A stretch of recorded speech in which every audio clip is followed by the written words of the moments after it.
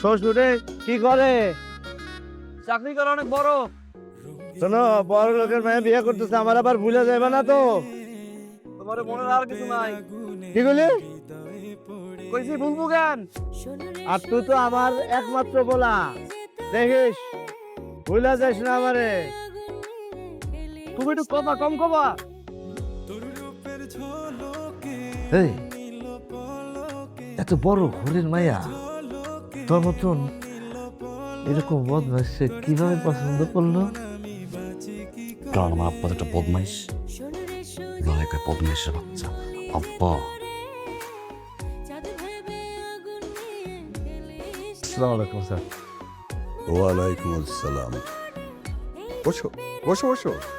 আরে খালেক আসছে, খালেক, আমার অফিসের খালেক। 17 বছর ধরে ও আমার অফিসে চাকরি করে পিয়ন পদে। কখনো কোনোদিন খালেক কোনো কাজই না করেনি। খালেক, তোমার ছেলে?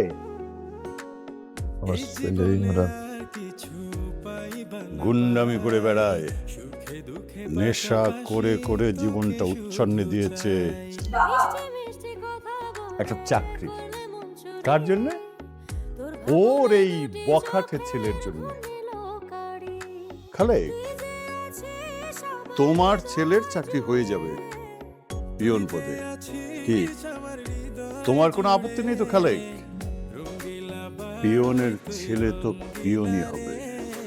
এই মা, তুই না বলেছিলি তুই যেই ছেলেকে পছন্দ করিস তার বাবাকে নিয়ে সে আমার সাথে দেখা করতে আসবে? কই এখনো তো এলো না, নাকি আসবে না?